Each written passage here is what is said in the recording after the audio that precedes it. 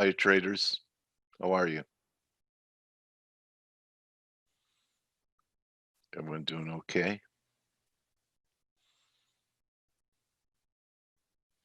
Ren and Mark and Peter, Ingmar. Okay. You're feeling hot?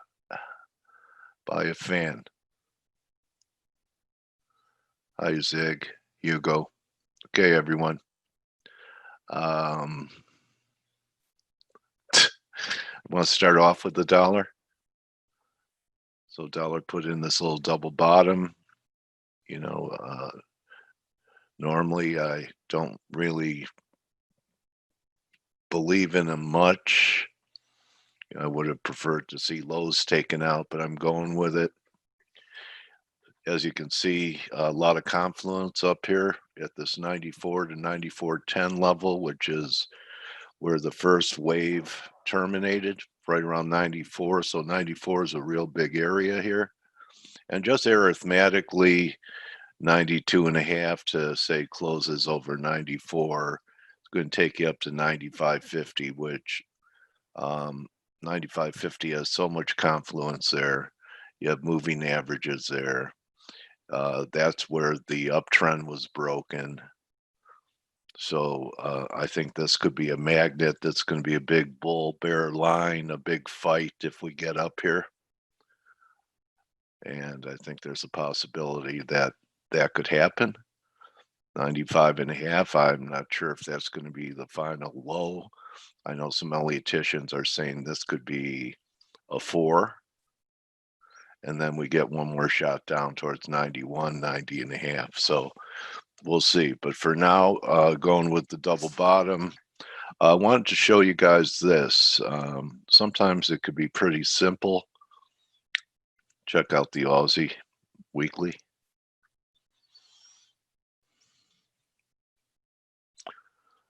Look at where it stopped. Stopped on the 200 week. Right here, exactly, in Aussie. So we got this dollar rally. I think it's probable that we pull back to the 50. Okay, that's around 67, kind of a breakdown. And look how you could have confluence on moving averages. Here's your weekly, which capped the rally, right? At this level. And then down here is this 67 level on a weekly. And then you go to a daily. And here's your 200-day, right around 67. So same area, different TFs, and different MAs pointing towards the same area. So I think that's possible. And really you want to look at Euro. Why can't we see 114 again? I mean, maybe it doesn't quite get back to this breakout level 114, but it's possible. You know, we have tremendous bearishness in the dollar right now. You know, just to shake out the people that bought it well. Initially, it was, you know, the move over 104, and then 110 really, you know, kind of set it off. 114 being even another important level. So I think that's a possibility. And then what do you think of this, guys? Look at NASDAQ. I think it's a 2-hour chart. Here's NASDAQ 2-hour. You have this, and then you have this action. And then look at gold. You have this, and then you have this action. Doesn't that look very similar? And they both had tremendous runs, right? Just found that interesting that, you know, there could be a pretty correlation between NAS and gold to watch. Let's see if it holds up during the week, but that's what my eye sees. So let's have a good week. Oh, there was one more I wanted to cover. I know Steve says US dollar yen's an abomination. But after this straight line move that we had here the week before last, and this all happened on a Friday, I've noticed a lot of things are happening on Fridays after everyone's worn out from 4 days of trading and you're ready to let go. And then Thursday night in Europe or Asia, and then by the time we get in the US, the move is underway. But look at this move. Basically, this looked pretty corrective to me. And I think that copper's having a nice move back up because it sold off ETE last week. Anyway, I think there's a possibility that we're heading up towards the 108 level. I know I have so many fibs here, it's hard to see anything. But just a measured move, you know, would actually be above it because this would be 2.5 from the lows or 230. But 108's a big area. And part of this, I think, is going to be, again, the big surprise. I'm not sure if there's one more dip left, but I was looking at the bonds over the weekend, and TLT does not look that good to me. Look at, you know, all this divergence up here. Looks like a little three drive. Could it poke one more time? Sure, but you look at this, like a struggle to get back up to the 78.6 level. And I think we had a pretty somewhat negative week. It was a blue candle, but this is saying lower for longer might be challenged. And I thought we might get down to 44 because one of our guests that I interviewed and was looking for 44 on the 10-year. But 50. Well, if you're off 6 bips and this was a low, I guess it could wash one more time. But I'd be very careful buying the mantra of lower for longer, which is a universal call. And, it could really surprise people. Maybe the last wave, if we're going to keep blowing off in the stock market, yields finally begin to move. And, I think, yields could double from 55 to 120. I'm not sure how the market will take it, but a move like this would be constructive.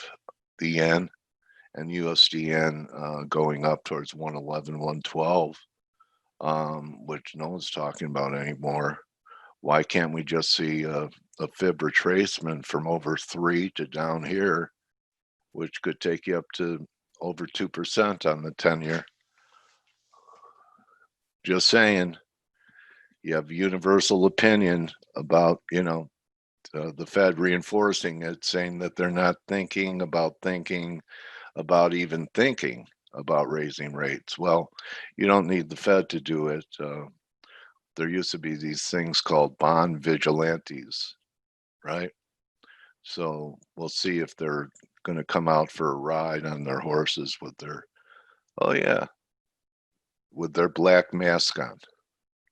Okay, so they were bandanas they used for masks back then, I believe. I think that's about all I wanted to talk about. It's still, kind of confusing with S&Ps haven't done anything wrong yet.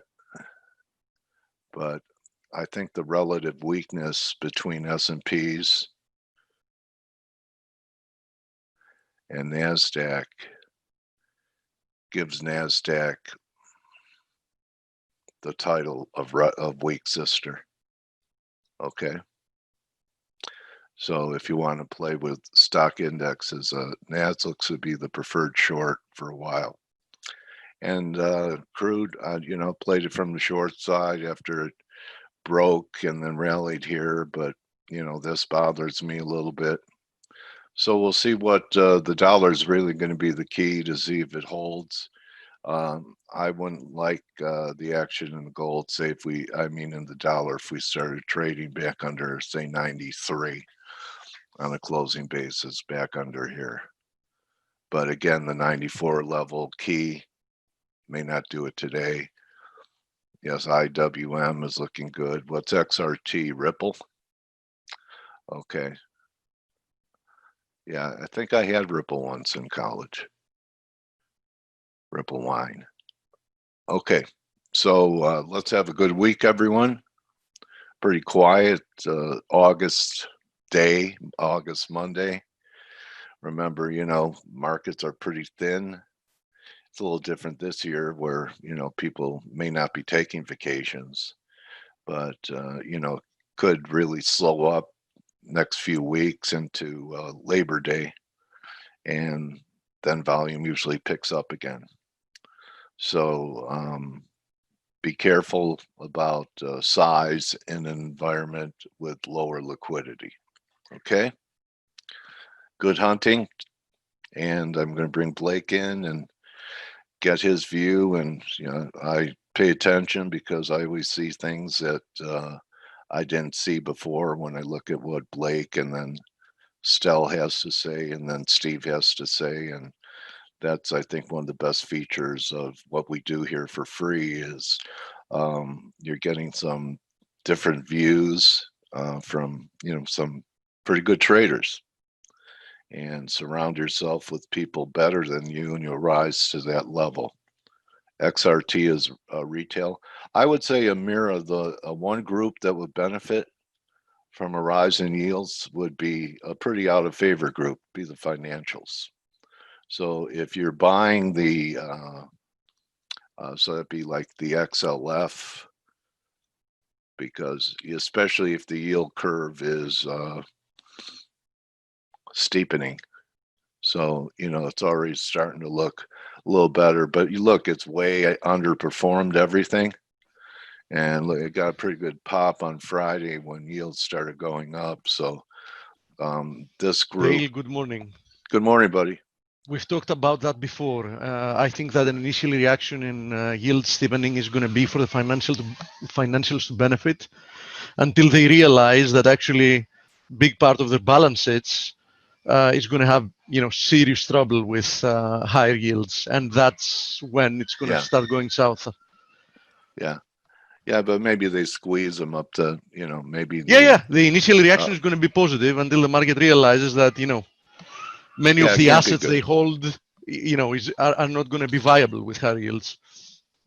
Yeah, like U.S. Treasury. I mean, everything, the whole valuation model will be challenged between having 10-year at 50 and a 10-year at 2% or even 1.25%. That creates some compression and competition for TINA. There is no alternative. Yeah. Okay, buddy. You want to come in now, or I'll bring Blake in and No. Blake could do his bias chart. Absolutely. Okay, buddy. How are you, Blake? How you doing today, buddy? I really had a hard time responding to my alarm today.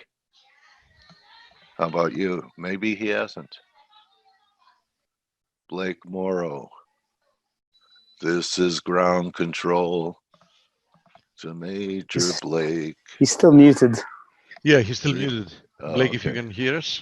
It's okay. If he's all right, unavailable. He's probably busy.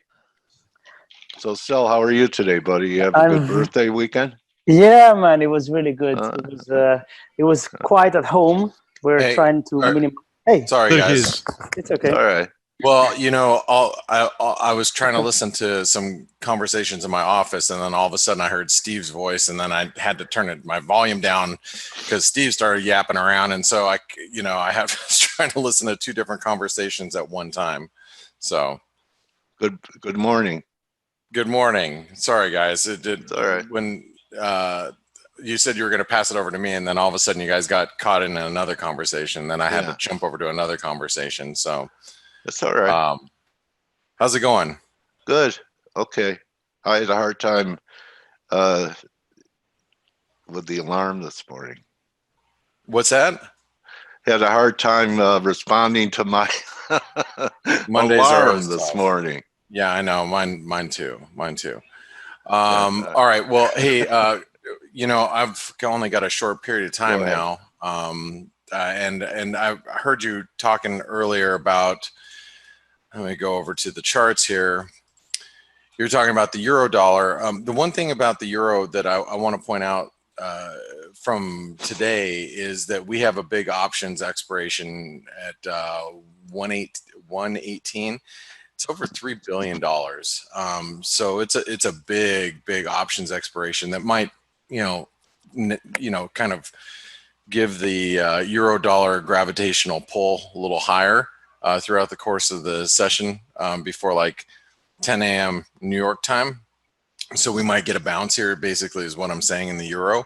But overall, I think the euro is setting up for a big double top, possible breakdown. Not necessarily today, but sometime below this 117 level. I think that's the risk right now with the euro dollar. So let's go into the charts really quick, and I'm gonna just get everything drawn out for you.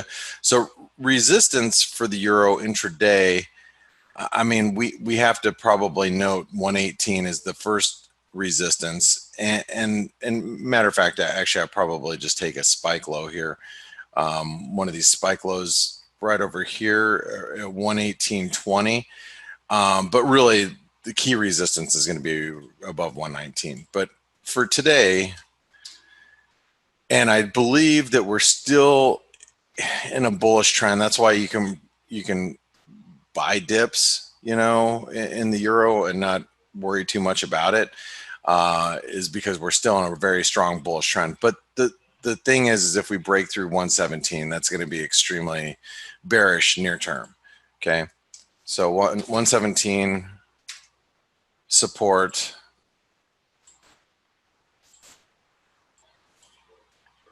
Okay, let's go over to the cable.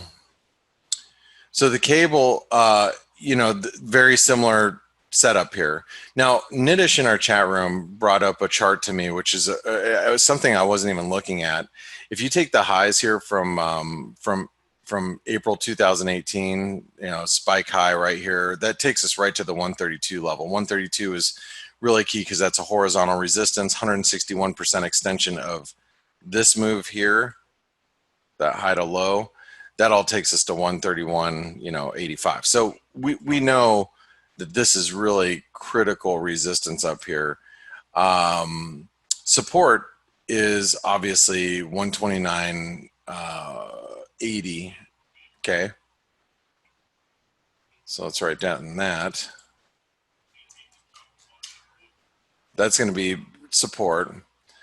Resistance is, I want to say the overnight highs at 130.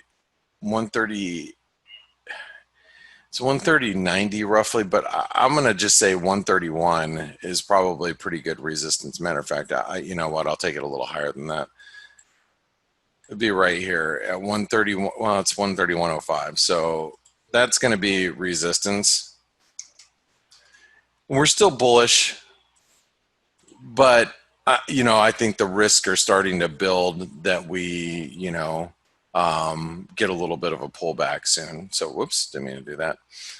Hold on really quick.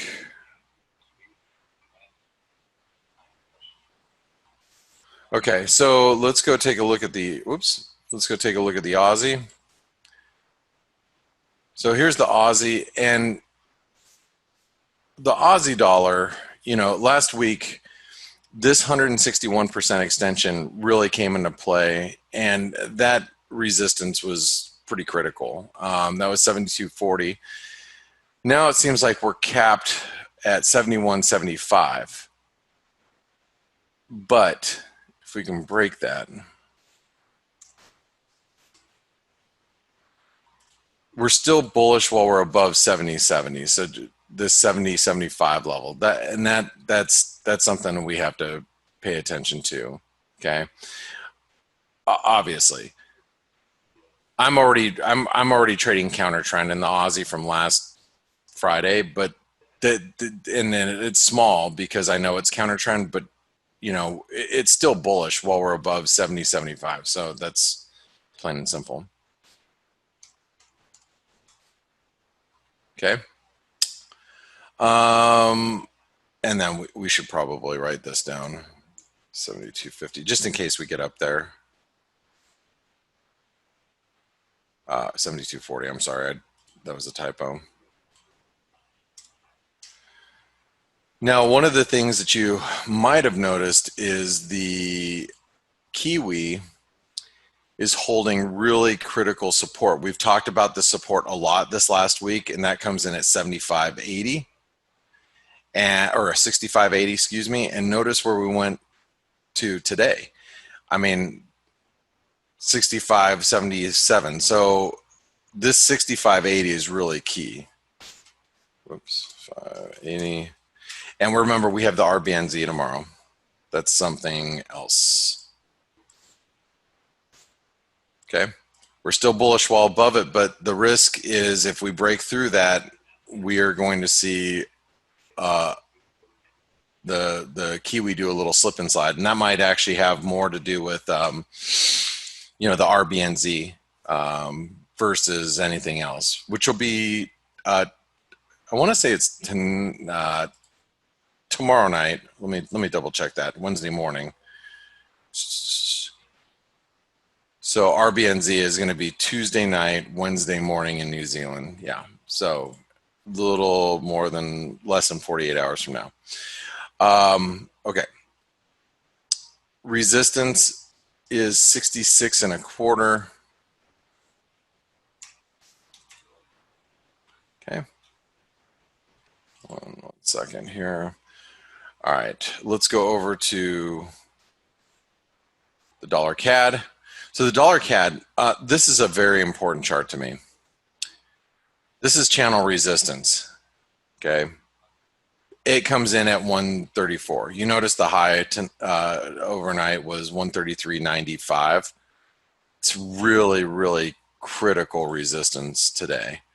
If for some reason the Canadian breaks through 134, it's gonna be bullish. Now, if you guys didn't see it from this over the weekend, we did put in a big false breakdown. So if you look at the weekly chart, false breakdown below 133, that's a big deal too. So that means any type of move now back to this spike low here, which is 133.25, should find support.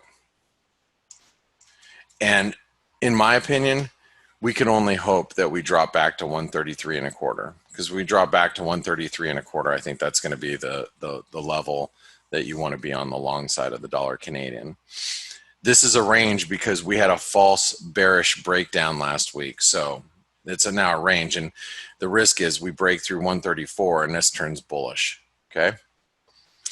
Dollar Swiss. Grab my drink too. Double bottom setting up here. Resistance, the 78% retracement's at 92. Support's going to be at 91.20.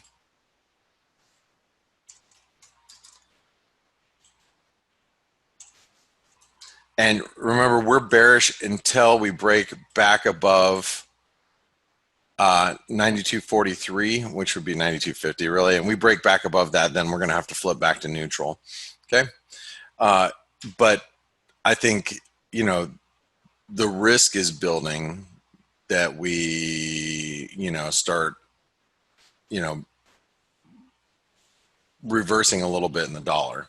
If you guys listen to my week ad video, you guys already know that, okay, that I'm feeling that way. So dollar yen.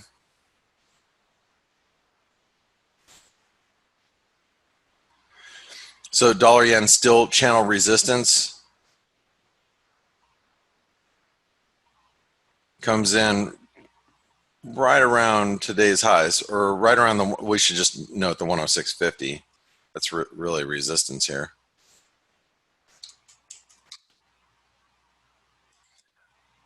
I'm having a hard time trying to be bearish the dollar yen, especially as we dip through, you know, 104.50 because of all the support down there on a weekly basis. So just remember, every time we dip below 104.50, the buyers come in. So, and that's been that way since 2018. So just keep that in mind when you're trading around the dollar yen.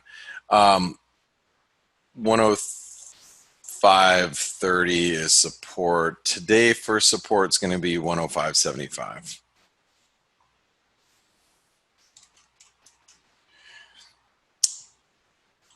Dollar index.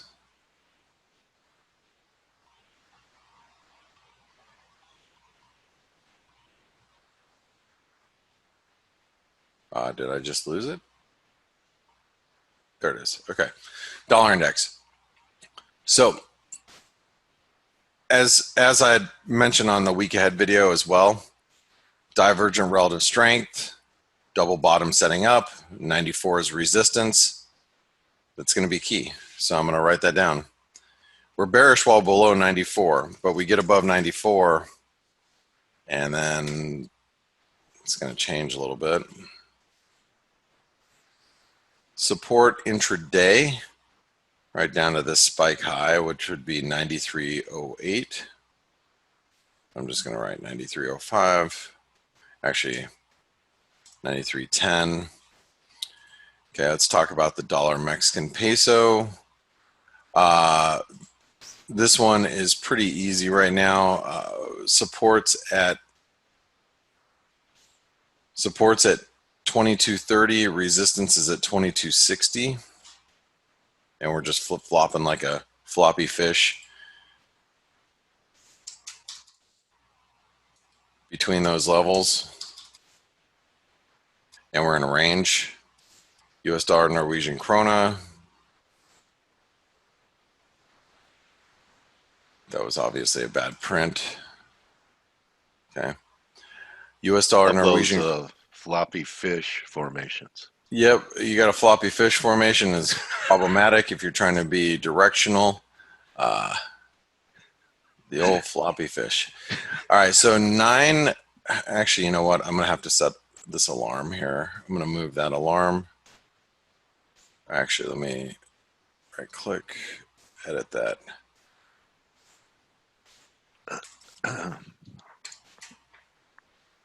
Send it up here because, yeah, if we break above 908, that's bullish.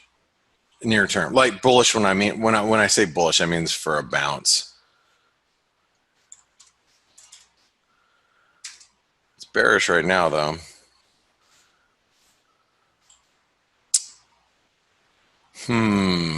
Support's gonna be right here. Spike high, a couple spike lows. Intraday, and you can see just even over here is a lot of support. So I'm gonna write that down as basically 9.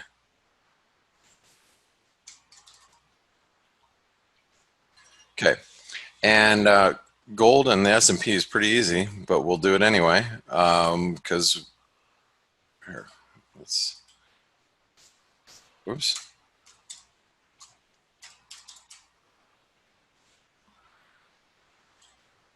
Let's go to gold. Okay, here we go. There's 2000, there's 1980. Resistance now is going to be a little different because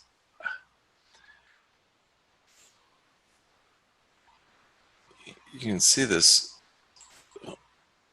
little wedge developing here. I mean, we break above that, we could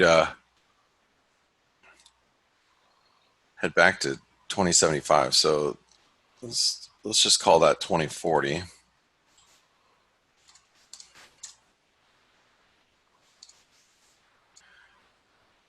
Bullish.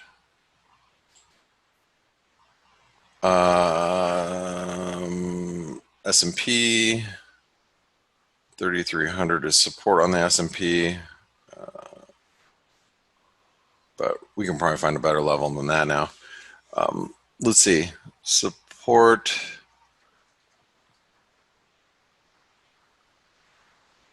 There's 3330, then 3305. So just to be a little bit more granular there, 3305, 3330,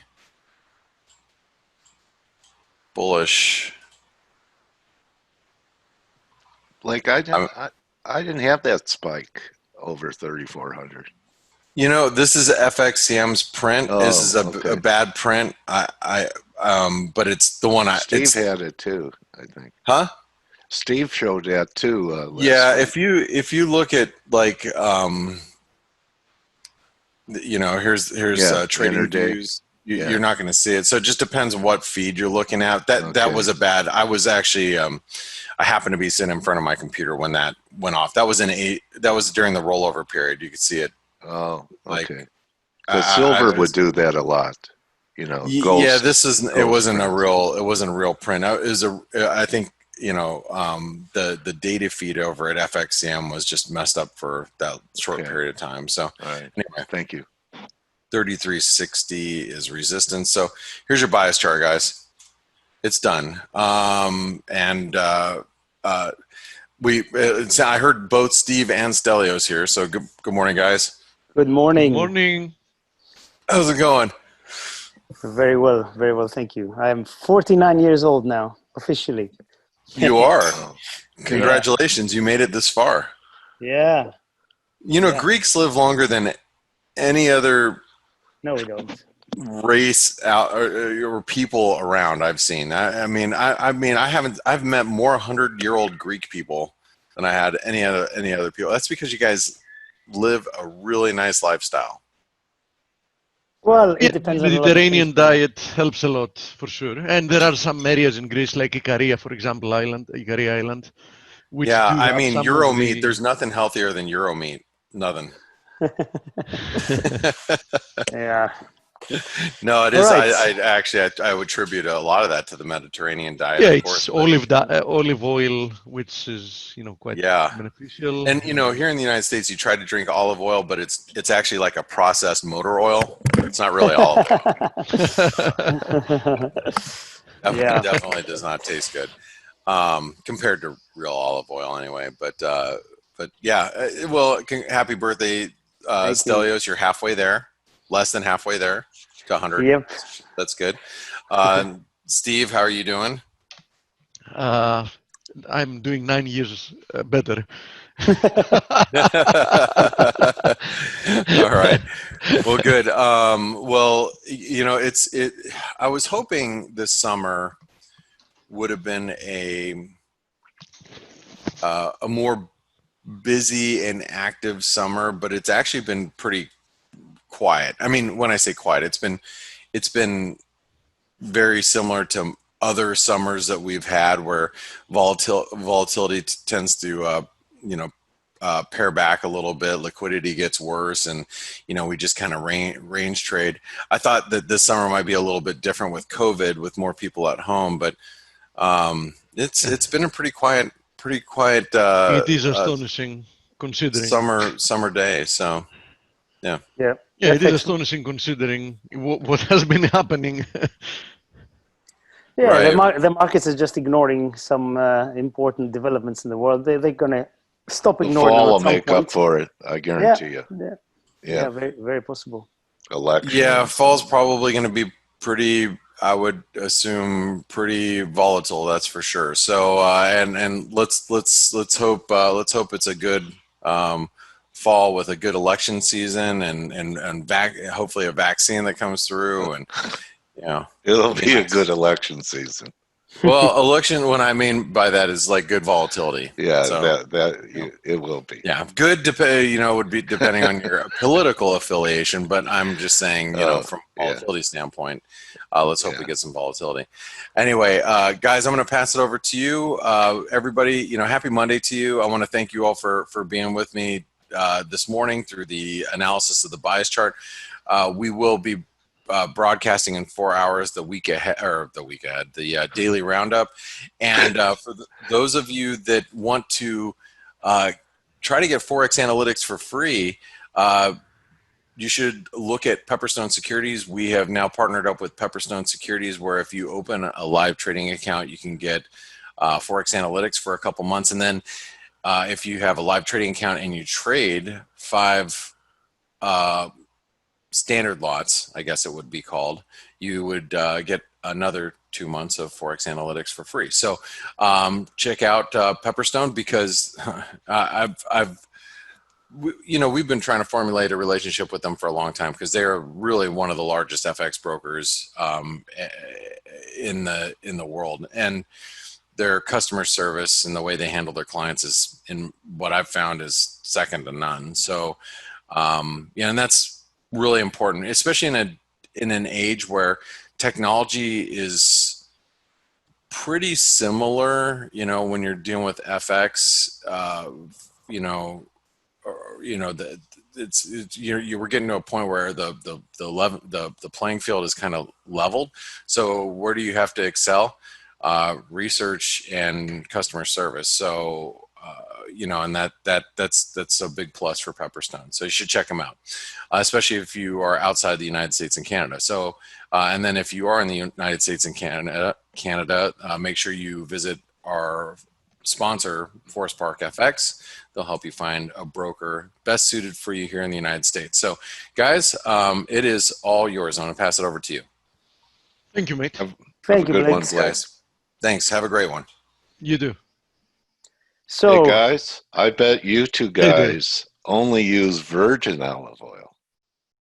Yeah, that's true. You do? Yeah. we actually, Okay. my family actually produce some. We have a plot of land in a Greek island, and we produce some. So I'll send you some at some point. Oh wow. Okay. Yeah, Virgin too, huh? extra virgin. What's the yeah. difference between virgin and regular? It's just quality distinction. So It has nothing to do with no. All No. right. Right. Nope. All right. You know where my head's at. eh? Sorry to Okay. disappoint. Huh? All Okay. right. Sorry to disappoint. So, what can we talk about over the weekend? Well, we're talking about the elections coming up in the US. Probably a good place to start. The main thing is still US/China developments. And for those people who missed it, there were some sanctions on the side of the Americans on certain Chinese officials, and then the Chinese retaliated. They sanctioned 11 Americans. I'm losing track of all that, but definitely the whole psychology is not good. Also, Donald Trump over the weekend announced some executive actions because there's still no agreement between Democrats and Republicans. So he said there's going to be payroll tax deferral, not cancellation, not suspension. So he's gonna defer payroll taxes for Americans, I think, earning less than 100,000 for a few months. This is just moving the tax In forward in essence, time. also hinting that if he gets reelected, he's gonna Yes, I was about to say cancel it that. altogether. He said there is a chance that he might, after December 31st, he might consider canceling some of that. So, the classic. Everybody does this. Try to convince people to vote for you by offering money. By offering money that's not theirs. Yeah. Yeah, we know this well. The Greeks have been doing it for decades. Also, unemployment benefits, he wants to expand them because the original agreement has already lapsed. And, if they don't do something, then suddenly all these people who are still unemployed are going to be faced with a big gap in their finances. So There's a catch on that, though, still. What's the catch? The catch is he wants the states to contribute $100 to it. Oh, okay. Okay, and from the 400. From 400, yes. Yeah, Yes. and the states would have to develop a whole new system. So, it's not certain that every state would go that way. Okay. And do it, because they're already paying state unemployment benefits. Yes. Right? And these are enhanced coming from the feds. So, the states are pretty broke. Look at all the tax revenue they've lost through, tourism. What do you mean? here The in whole San country is Diego. broke. It's Yeah, not they're just the very States. broke. They're very broke. So anyway, it looks good on the surface. And also to stop the evictions, his executive order doesn't, but it gives the chance for different departments to do something. So all of these things look good on when he said them, but if you read the fine print, it's not the same as it was before. Understood. So who knows how much will be implemented? Plus, you know, both Republicans and Democrats aren't for him having a holiday on the payroll tax, because that's what directly funds Medicare and Social Security. Yeah. So, you know, that's a red line. Yeah. So we'll see what happens. It was, you know, grandstanding. Yeah. So I mean, anyway, the run up to the elections is definitely going to be interesting in terms of what's being promised, and they're wargaming it out, this election. What would happen in this case? It's going to be an amazing bidding war. Yeah. We may not have results for days with the mail-in election. You know, they've slowed down the postal service. They've cut back when you never needed the postal service more. So just like COVID has turned out to be not managed well, this election's going to be pretty interesting. It's not going to be like what we're used to. Yep. Anyway. Well, let's see. I'm coming over for some virgin olive oil. Come, yes. And you know, what Ziggy said? It's the difference is that in virgin olive oil, they leave the pit in, the olive pit. Is that true? I actually don't know. Do they? Okay. No. I thought that was a joke. It was Anyway, a joke. yeah. It was a joke then. All right, Ziggy, you fooled me. Okay. Maybe they crush it along with the rest. I don't know. Okay. So what else is going on overnight? Very little data-wise. We had Chinese CPI marginally better than expected, 2.7% year on year, and Norwegian CPI marginally worse than expected, 1.3% year on year. This is now rebounding from basically almost flat a couple of months ago due to COVID. And this is in line with the rest of the world showing some signs of recovery. And trying to think of something else to say, but really there's absolutely nothing. And the market has been quiet. Metals are doing nothing. Currency is doing nothing. So off you go, Steve, I think. Okay. Dale, any requests? Yeah, can you do Mamma Mia, please? Sorry, not my specialty. We have other people doing the singing. And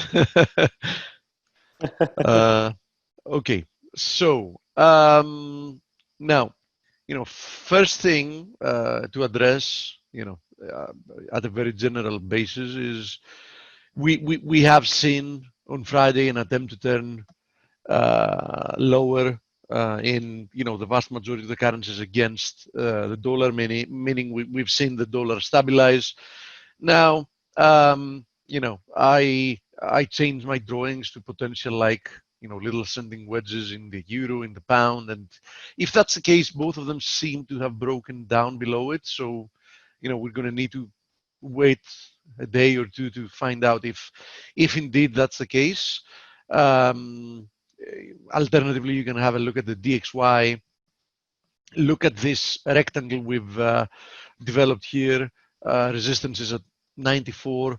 Above 94, we trigger a double bottom with the range being more or less 1.5, meaning a break above 94 would target 95.50 to fulfill the target of this formation. And of course, would point to a deeper correction in the euro, in the pound, in the Aussie, so on and so forth. A big rebound in USD CAD. You get the point.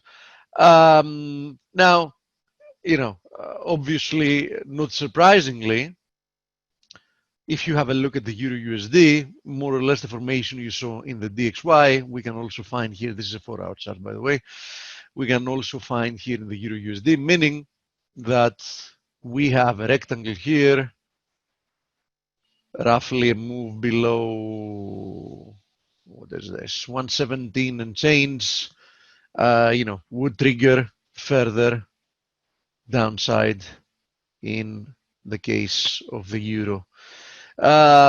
So is a move like this going to show that we actually found, a high and we're about to resume like the prior trend? Because, zooming out, somebody can claim that we're still in, long-term downtrends in the euro, in the pound, so on and so forth. I very much doubt it. I'm of the opinion that even if we do trigger these formations, and even if we do see stronger pullbacks, people are going to just, bid it up and buy. I don't think it's easy to see euro below 115.50. In the case of the pound, let me switch to it. In the case of the pound, here it is. I don't think it's going to be easy to see levels below 128, so on and so forth. So, yeah, I do think that, the chances for a rebound in the dollar have increased substantially. I do think that we need to see a little bit more evidence, though, before we can, happily jump on a likely reversal. But I do think that these moves are going to be corrective, in which case I wouldn't blame anybody for not even wanting to trade them, but would rather wait for them to unfold, to sell again the dollar and buy any of these currencies against the dollar for another leg higher. Speaking of the Aussie, since we just mentioned it before, Aussie actually had, quite a bad day on Friday. Not only we fully retraced Thursday's price action, but in essence, we even engulfed Wednesday's price action. Let's see if we're going to get any follow through, because I remind you, we had just barely traded for like less than a day above this long-term descending channel trend line resistance. I wasn't really persuaded that this is a valid breakout, because momentum had already waned. So, I was not even considering jumping on the long side. Let's see if we get some continuation lower. That would have been a false breakout, at least for now. Now, USD CAD and USD NOK, you'll see that they have similar formations. Of course, the move lower in USD NOK has been, much stronger. There's no question about it. And then, I'm definitely a lot more bullish the Norwegian kroner than I am the Canadian dollar. But, they both share some characteristics. They both have been trading lower in, descending channels. They both are rebounding now and find themselves, decently close to trendline resistances. So, if you really want to fade dollar weakness, I think that any of them in a breakout, in the case of the USD CAD, that would be a move above 134.50. In the case of USD NOK, that would be a move above like 917. I think that should produce a decent rebound. We've already seen a period of clear RSI divergence. We've seen momentum somewhat slow, especially in the case of USD CAD. So we might finally see, especially in the USD NOK, we had a brutal move lower from like 1212 all the way down to 890. So, for a currency pair, that's like a big move lower. So, we might finally see some relief rallies before we can, get the opportunity to sell again. Personally, I'm not looking to selling my position. I mean, I'm very deep in the money. I'll probably add after a rebound. I want to, hold this position for a long time. I do think that there is a lot more downside coming.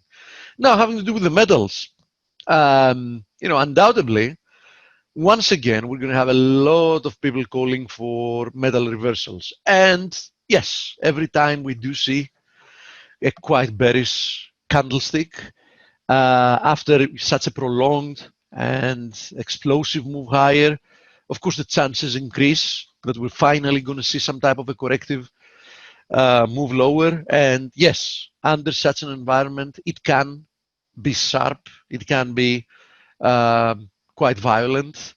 It can fool a lot of people that for some reason are still looking for, bearish reversals, I mean long-term bearish reversals in gold and silver, so on and so forth, it can trap them to believe that they're actually finally getting vindicated. But once again, I'm going to warn that you shouldn't be trying to fight this trend. If you want to be short, yes, we did see quite a big day lower on Friday in the case of gold. Having said that, the technical picture hasn't really changed because we're still trading within this steep ascending channel. So, as long as that's the case, there is absolutely no technical damage done here. So far today is gold is really, I mean, we currently have like a little inside doji. So far today, there is really no development following Friday sell-off.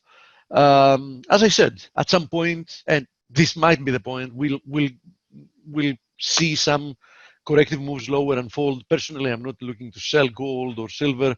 I'm looking to be a buyer lower, especially in the case of silver. I mean, I do own a decent amount of gold, so I'm absolutely fine with that. I would want to buy silver though at a dip lower. So gold, assuming that it's going to break this ascending channel, the next area of support is at 1980. Now below 1980, we can start talking about a much bigger pullback. In which case, we might even trade back towards like 1810, 1850. I'm not saying it's going to be easy, but it's not completely out of the question, right? I wouldn't be betting that you're going to get that level to buy again, not yet, but it might as well happen. Now, in the case of silver, the daily candlestick on Friday was not that bad. I mean, yeah, it was a quite big, like indecision candlestick, which can act as a reversal after such a strong move higher. And we did hit the confluence of this ascending channel trend line resistance and the fib extension. So far today, though, we have like an inside spinning top, so really nothing to see here. Once again, you want to be more confident about a pullback, like starting from here.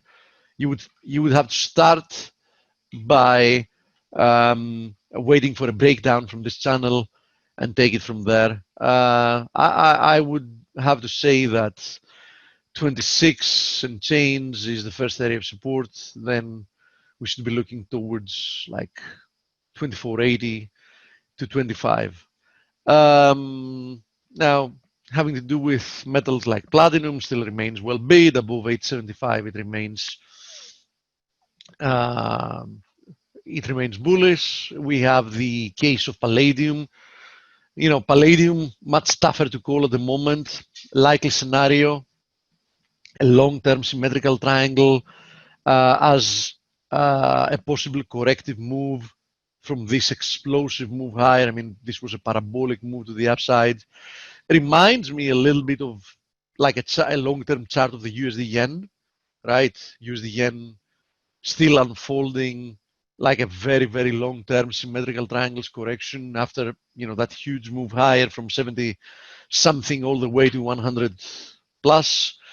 So you might need to be more patient if you actually want to trade Palladium. I would definitely not do anything with it like between like 1950 and like, what's this, 2,350. I think it's in no man's land at the moment, so just let it be. Having to do with copper, suffered great losses on Friday, but look at today's candle. We've retraced more than like 3/4 of what we lost on Friday, and coincidentally or not, look where we stopped on Friday. We stopped exactly when we tested this ascending channel trend line support. So, this channel is still holding quite nicely, triggered a very nice bullish reaction. So really, I wouldn't be shorting copper as long as we trade within this channel. I think it's a dangerous proposition, and I'm pretty sure that a lot of people that, sold on Friday are probably, already regretting it.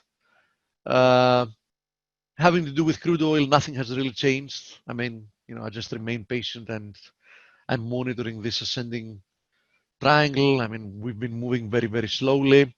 As I've said many times, I wouldn't be surprised if this results in one more thrust to the upside, probably like a terminal move that's going to trap a lot of people thinking that, we're breaking out after a period of consolidation and we're headed much, much higher.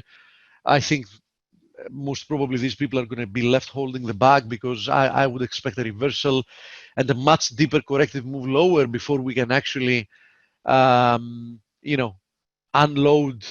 and, have a much easier job in accelerating to the upside once again, because I do think that this move higher is already quite fatigued at the moment. So I wouldn't be buying crude oil here, no way. I'm going to be more than happy buying lower.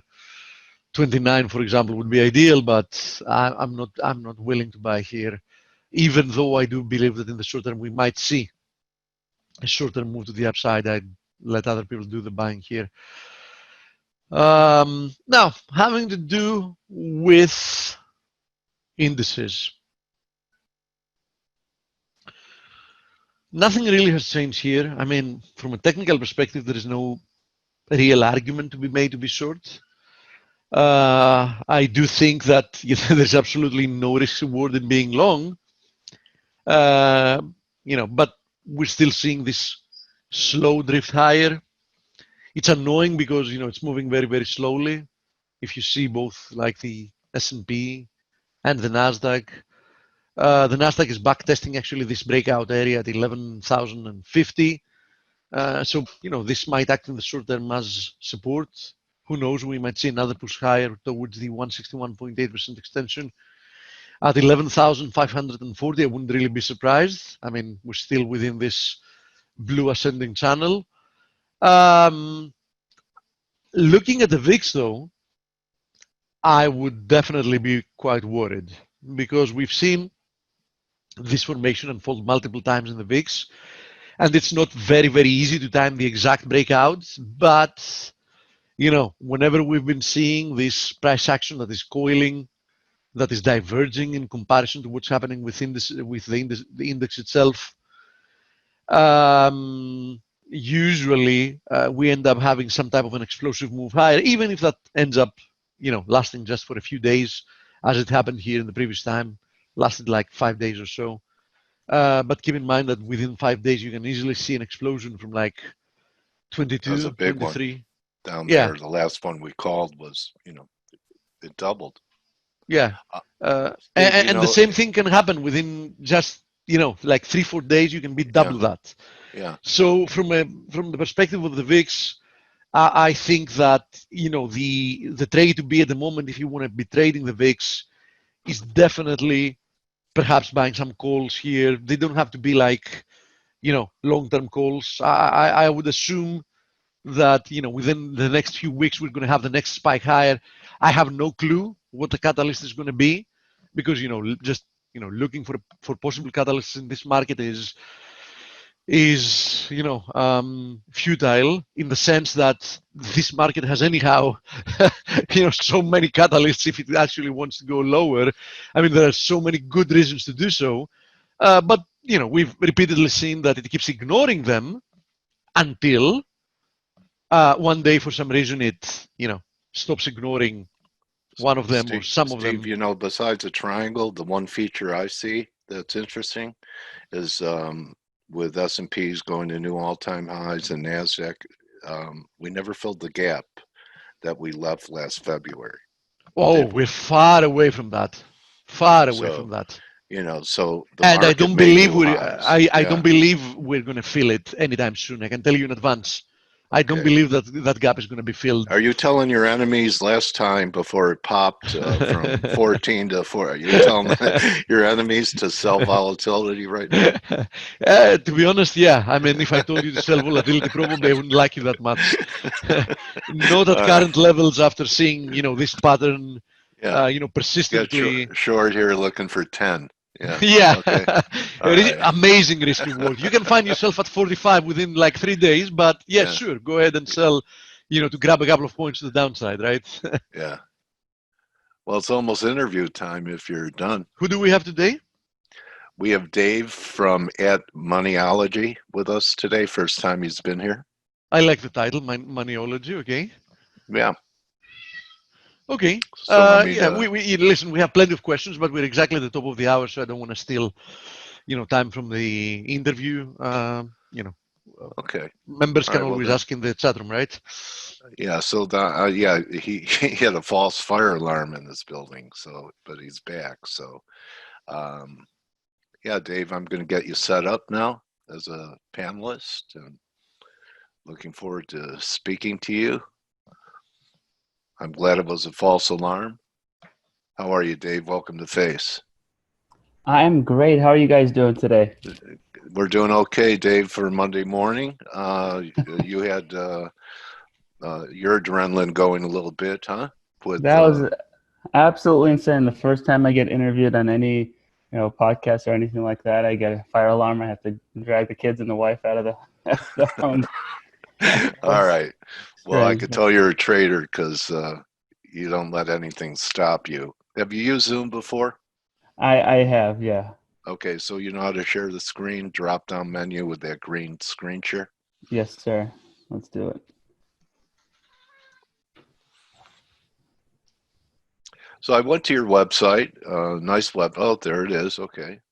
So I went there, took a look at it, and before we get into, your business model and what you do at Moneyology, could you tell us a little bit about your journey and how you learned the business, if you had any mentors, your first, experience in trading, just a little bit about how it went for you on the trail on your Sure. way to setting up Moneyology. Absolutely. I mean, it was a trail paved with a lot of pain, if you will. I started investing in the early 2000s and trading and investing, and I really picked up my first book on Warren Buffett, and that's kind of how I got my exposure to the markets. I got my CFA. I was really big on balance sheet analysis and so on. And I would buy stocks that had great balance sheets, and I would just wait and hope that they meet their intrinsic value, if you will, over time.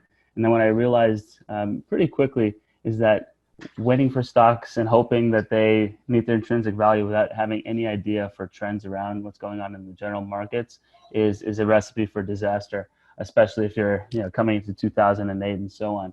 So I quickly started following trend analysis. Was mentored by someone named Eric Mawade. I'm not sure if you guys are familiar with him, but anyway, his approach is basically price and momentum. How do they correlate with one another? Which one is leading? And I'm a big guy on behavioral finance.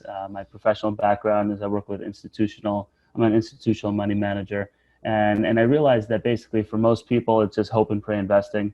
They just buy and wait for the long run and hopefully have the patience and time and behavioral fortitude to be able to withstand kind of the volatility of the markets. But for me, I realized that trends really dominate investing. And if you can really understand what those trends are and how they operate, you can really make a lot of money. But I love education. I'm very passionate about teaching active investors kind of to avoid the pitfalls that I myself basically experienced over my 20 plus year journey. And so that's where Moneyology came about. It's not your typical trading blog or platform where people get advice. This is intended to be an education platform where I teach active investors to better understand their own portfolios, better understand their own psychology, and hopefully identify trends, contrarian trends, perhaps momentum trends that might last for 5-10 years and really create a lot of long-lasting returns. Okay, then, Dave, what's on your radar going into the election and what's been happening with COVID and the fact that we've recovered all the losses? I know personally I was surprised after the March, the magnitude of the Fed March decline, I think surprised a lot of people, but the recovery I think was even more surprising. Not that it did recover, but that, as a trader, I was looking at, maybe we could recover some fib level before another wave down, and here we are, knocking on the door at new highs in S&P and NASDAQ, having made historic highs. Is this a mature trend or a trend that you see continuation in for, like you said, looking for your long-term trends? Probably no indication of a trend change for you, right? At this point, there's no indication of a trend change in the larger equity markets. I think the direction is up. Most folks think that things are going lower, and I definitely saw the earlier patterns on the VIX, and I see that as well. There's going to be a lot of volatility, but I think the longer term trends in the equity markets continue to be higher. I'm not one to chase at this point. There's just, as the gentleman said beforehand, the risk reward isn't there. But where I do see a lot of opportunities still, certainly when we're looking at the equities, is in the small cap space. Those are starting to outperform the large caps.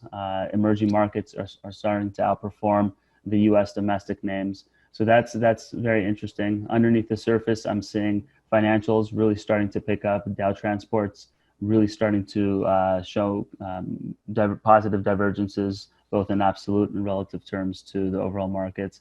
But, to me, that's not as interesting as kind of the larger term trends, where sectors like uranium, for example, have been in downtrend since 2007, 2008, and are starting to break out of 12-year downtrends. And what that might mean for equities in that sector is pretty phenomenal.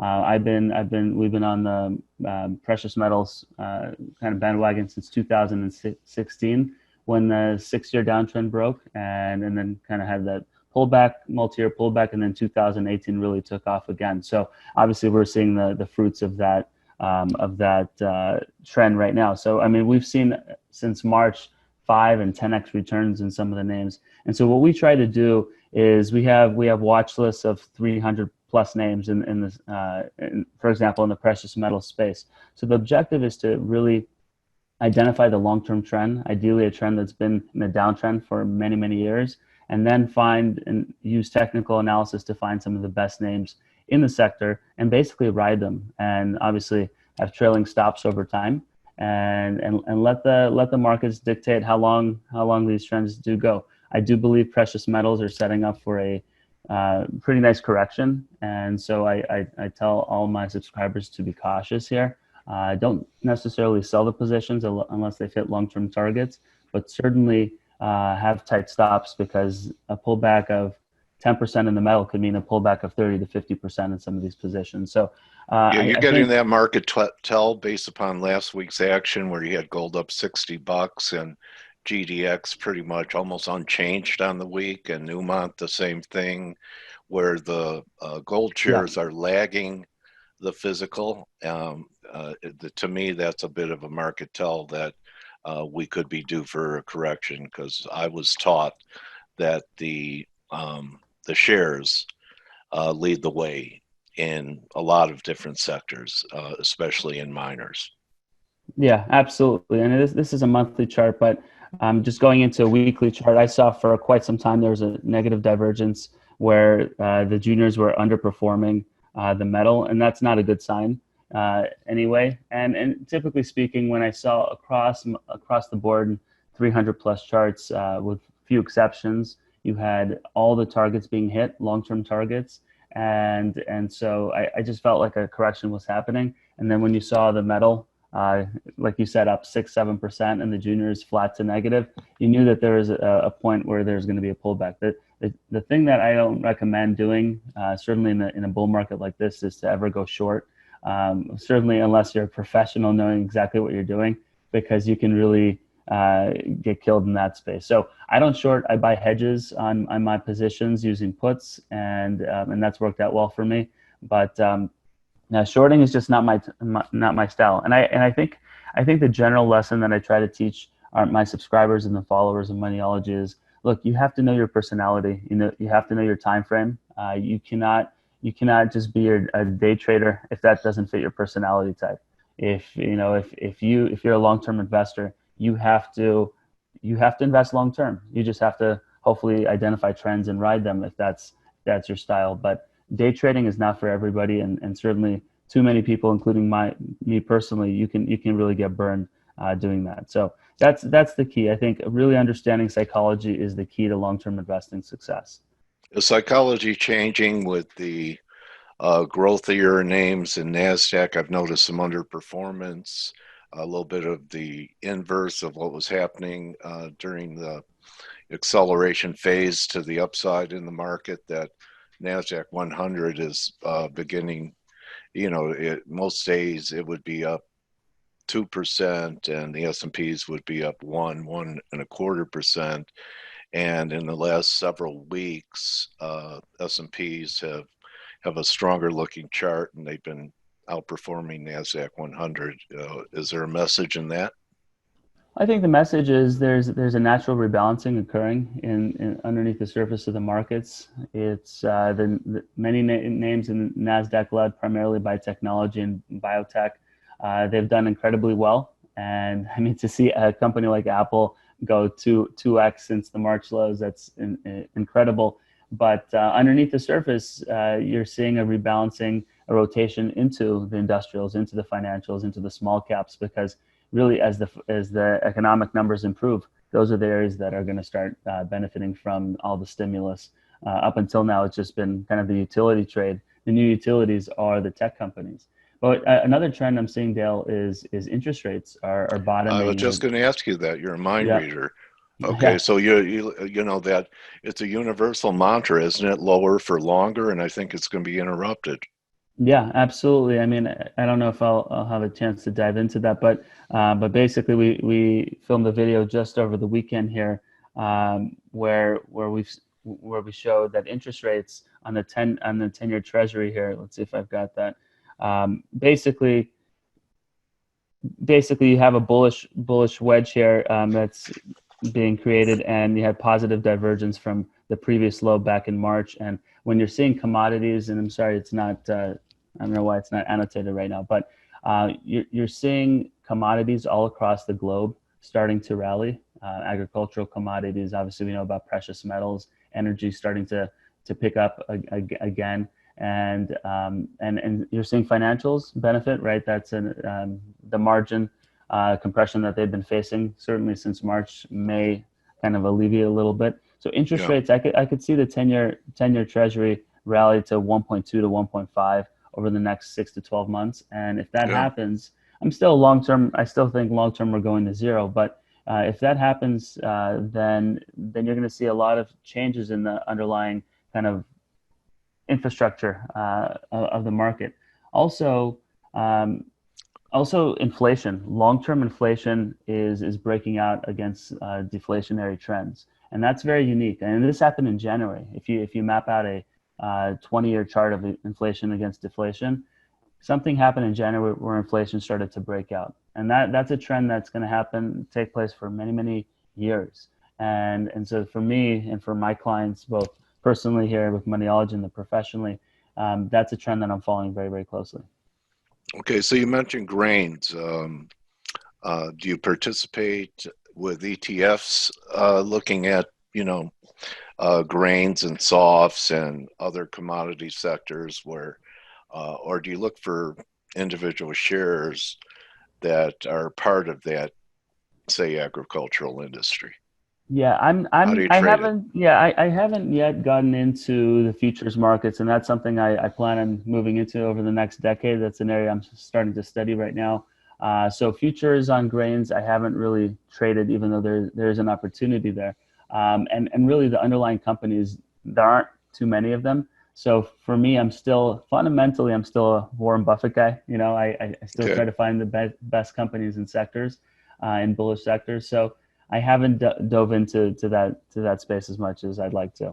But I mean, look, when you're talking about agriculture, most likely, potash and various different, agricultural stocks, that's an area that I'm going to be looking into more and more over the next couple of months.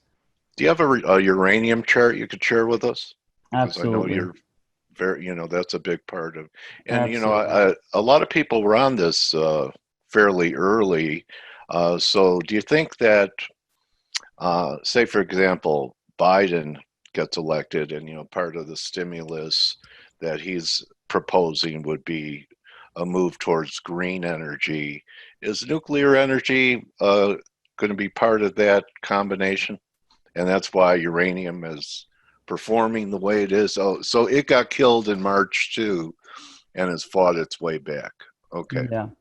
Yeah, it's hard to say with Biden and the Democrats. I mean, now they're coming around to the uranium idea as part of the green energy solution, which is fantastic. I think around the world, even the more liberal politicians have come around to the idea that nuclear is a very good force for the green agenda that they have, if you will.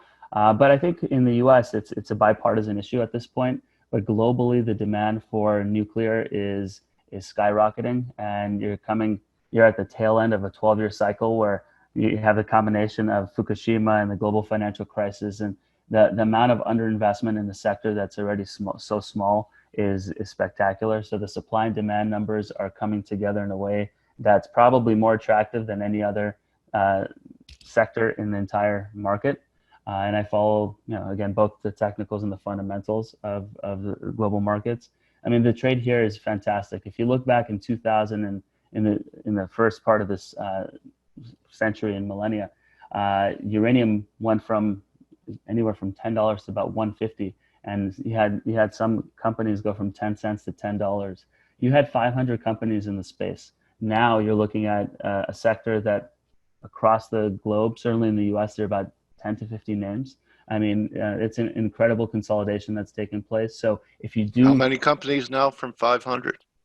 About 10 to 15 in the U.S. I mean, if you look at my watch Wow. list here, I'll just dive into that right. It was like the Bataan Death March. Yeah, and so the names that have survived, okay, so it might be a little bit more than 10 here, but the names that have survived are you can count them on a couple hands here. So they have some of the best management teams, I think, the ones that have survived. And if you do your due diligence, there is some life-changing opportunities here. So with regard to the chart of uranium, here's the one that I showed. The URA is not a pure play ETF at this point, but it still shows kind of what's taking place in the sector. And this is since 2015. If you extend this back all the way to 2008, you can see a general trend. But basically, we've been in this consolidation here all the way down, and we finally broke that. Obviously had this fake breakdown in March. I think everything broke down.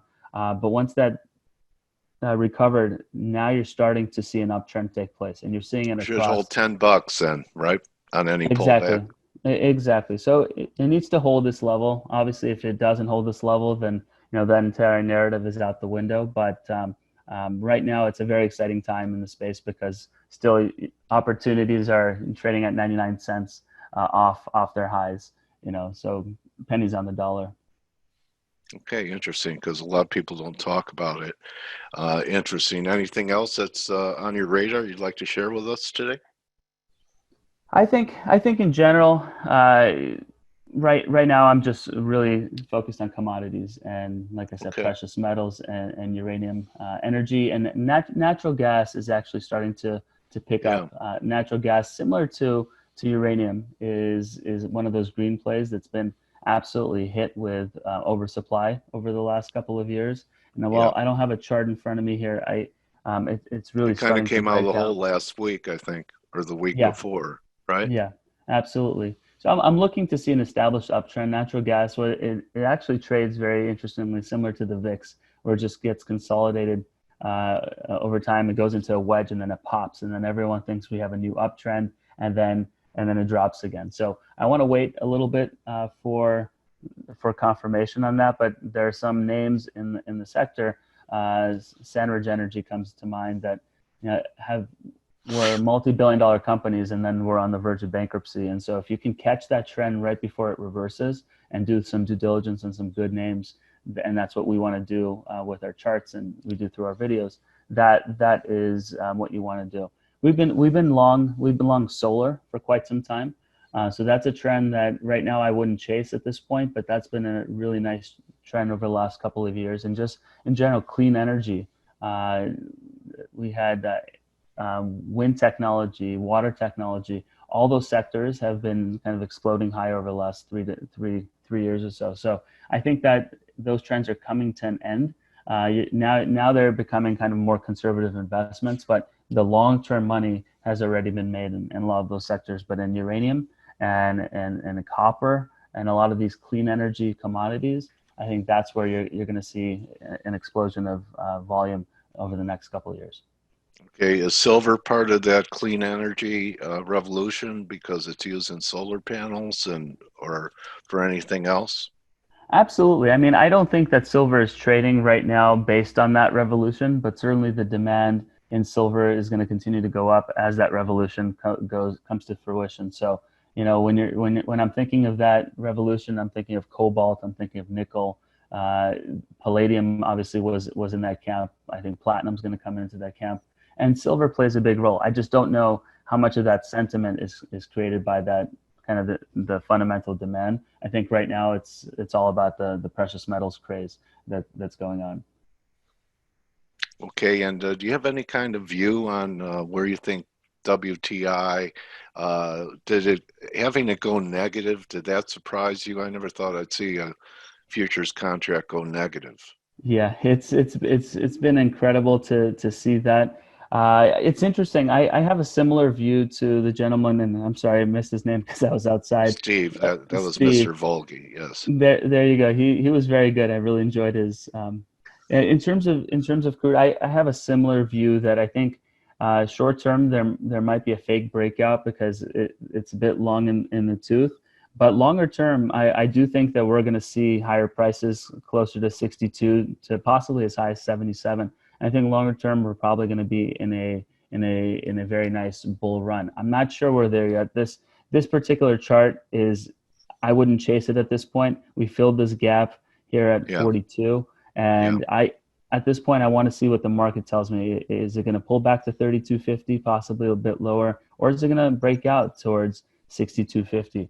It can go either way. I'm watching the underlying equities very closely. We just did a video about 30 top momentum names in the sector, because I think in general the rule is the companies lead the price, and so whereas I feel like the actual commodity is a little bit long in the tooth. When I look at some of the companies, their stocks are just starting to break out, and so if they start leading, then I think we're going to see a breakout here. And hopefully it's not a fake breakout, because I've seen those before. Certainly in the shipping space over the last 12 months, there have been a lot of fake breakouts. But we'll see. I mean, that's the beauty of following the charts. It gives you probabilities. It doesn't give you certainties, and you have to trade on those probabilities. You doing anything in kryptonite? You know, I follow it, but I don't trade it. I see breakouts there, and is there really kryptonite? in the crypto space? The kryptonite. No. That's what Superman had to. Gotcha. Okay, fair enough. It's still way too early for me here. I've been waiting for 20 minutes to use that on you. Anyway, so all right, so you have a view on cryptos? Cryptos, I'm not strong on it in terms of an investment thesis, but from a charting perspective, Bitcoin, Ethereum, they're looking really good long term right now. Yeah. And I just I can't wrap my head around it either. Exactly. I want to be able to fundamentally understand why I'm investing in something, even though I'm buying and selling based on technicals. Okay. Well, really pleasure meeting you, Dave. And I've interviewed, probably close to 1,000 traders over the years. And when you've done that, you could tell when somebody knows that you know that they know. And I'm glad that we had a chance to talk, and people could follow you on Twitter at Moneyology, and that's also your website name, www.money. Am I pronouncing it right? Moneyology.com. Moneyology.com, and thank you very much, Dale. I think just final words. There is a lot of premium content, but I am doing my best to create as much free content on the site. I really highly recommend folks checking out this fundamental zone. What I've done here is I put together through the St. Louis Federal Reserve charts, live data stream of some of the top fundamental charts in the sector. So if you click on something like this, industrial production, you'll get a pop-up that gives you literally a live feed to the Federal Reserve. So boy, is that an ugly chart. Yeah, I am a fundamental. Well, these charts are typically updated through end of Q1, so obviously Yeah. we know what happened there. But I am a technicals guy, but fundamentals still matter, and I think these are very valuable when you're looking at some of the the volatility that we might experience over the next 12 to 24 months. So anyway, best of luck, and I really appreciate the time, and Oh, have a great week. Okay, Dave, you're now my trading warrior brother. You survived an interview with Dale Pinkert. So Awesome. All right, Thanks thanks a a lot lot, for buddy. edifying faith today, Dave. I appreciate it. You got We it. all do. Take care. Bye. All right, everyone. That's a wrap. Check out uranium. All right, everyone. Have a great rest of the trading day. We'll see you for turnaround Tuesday. Good hunting the rest of the day. Adios. You're very welcome, everyone. See you, Dave.